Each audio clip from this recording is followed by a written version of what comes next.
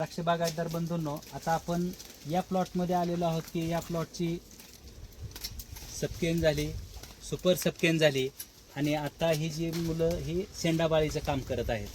तर याच्यामध्ये ही मुलं शेंडाबाळी आणि एक साधारण 15-16 पानं आल्यानंतर त्याचा शेंडा मारत आहेत.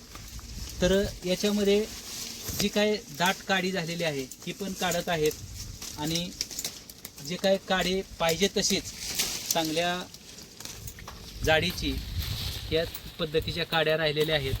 आणि जे काही चुकून माकून जी काय छोटी मोठी काडी छोटी राहिलेली आहे काडी, तर ती सुद्धा हे काम करताना काढून टाकली. तर अशाच पद्धतीच्या काड्या या वातावरणामध्ये, म्हणजे किती खराब वातावरण होतं तरी शेतकरी बांधवांनी वेळोवेळी चांगल्या गोष्टीचं अवलंब केला. चांगल्या गोष्टीचा म्हणजे जे काही शिफारसीत गोष्टी आहेत द्राक्ष संशोधन केंद्राच्या असतील किंवा कृषी विद्यापीठांच्या असतील, तर ह्या त्यांनी करून अशा पद्धतीची काडी बनवलेली आहे. आणि आता ही काडी शेंडाबाळीचं काम चाललेलं आहे. आता ही शेंडाबाळी केल्यानंतर ही सर्व काडी हे ते तारेवरती टाकणार आहेत, म्हणजे एकही काडी तुम्हाला खाली राहणार नाही. तर हे काड्या सर्व वरती राहतील की जेणेकरून सर्व काड्यांना सूर्यप्रकाश मिळेल आणि घड निर्मितीला म्हणजे शक्यतो ह्याच्यामध्ये घड निर्मिती झालेलीच असेल. आता तर जे काही चांगला सशक्त घड बनेल त्याला कुठलीही बाधा राहणार नाही.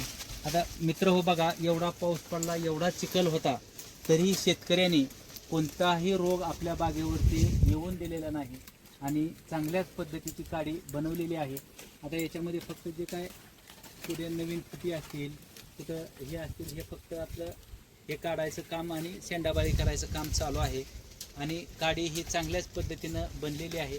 फक्त आता का सूर्यप्रकाश जास्त मिळाला नसल्यामुळं काडी पक्व होण्याला थोडा वेळ लागत आहे. परंतु जर आपण माफकच काड्या ठेवल्या, ज्या काड्यांची संख्या जर कमी ठेवली आणि आपण खतांच्या ज्या काही शिफारसीत गोष्टी आहेत तर त्या जर केल्या, तर काडी पक्व होण्याला कोणतीही अडचण येणार नाही आणि आपला येणारा सीझन हा सर्व द्राक्ष बागायतदारांना चांगलाच जाईल.